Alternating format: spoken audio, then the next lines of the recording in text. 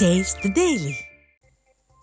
கடலூர் மாவட்டம் புவனகிரி சட்டமன்ற தொகுதிக்கு உட்பட்ட கீரனூர் கிராமத்தில் புதிதாக கட்டப்பட்ட காத்திருப்பு கூடம் மற்றும் கலையரங்கம் அதிமுக எம்எல்ஏ அருண்மொழி தேவனால் திறந்து வைக்கப்பட்டது.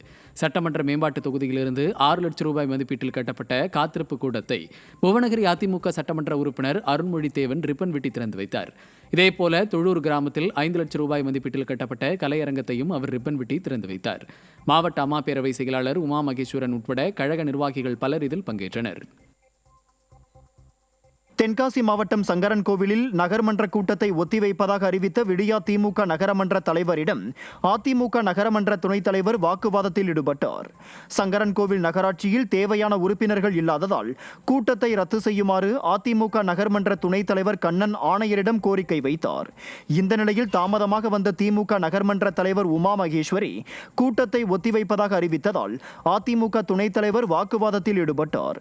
மேலும் சட்டத்திற்கு புறம்பாக கூட்டம் நடைபெற்றதாக அறிவிப்பு வெளியிட்டால் சட்டப்படி நடவடிக்கை எடுக்கப்படும் என நகரமன்ற துணைத் தலைவர் எச்சரிக்கை விடுத்தார்.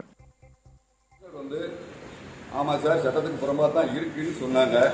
அதனால அனைத்து நகரமன்ற உறுப்பினர்கள் 30 பேர்ல 5 பேரை தவிர 6 பேரை தவிர இது யாரும் இது சட்டப்பூர்வமா அஜெண்டா தயார் பண்ணி அனுப்பினால் கூட்டத்திற்கு வருவோம்னு சொன்னாங்க. அதன் அடிப்படையில் யாரும் கூட்டத்துக்கு வரல. அந்த வருகை பதிவேடு 12 மணிக்கு கூட்டம். வருகை பதிவேடு 6 பேர் கையெழுத்திடப்பட்டிருக்கு. இனி இந்த கூட்டத்தை கோரம் இல்லாத காரணத்தால் ஒத்திவைக்கணும் சேர்மன். அப்படி ஒத்திவைக்காத பட்சத்தில் 2 மணிக்கோ 3 மணிக்கோ போய் வீட்டில் போய் கையெழுத்து வாங்கிட்டு கூட்டம் நிறைவேறிச்சுன்னு சொன்னால் அது சட்டத்துக்கு புறம்பானது என்பதை கமிஷனர்கிட்ட ஆணையாளர்கிட்ட நான் தெளிவாக சொல்லிட்டோம். இதற்கு மேலே சட்டத்தை மீறினா நாங்கள் நீதிமன்றத்தை நாட வேண்டிய சூழல் வரும்.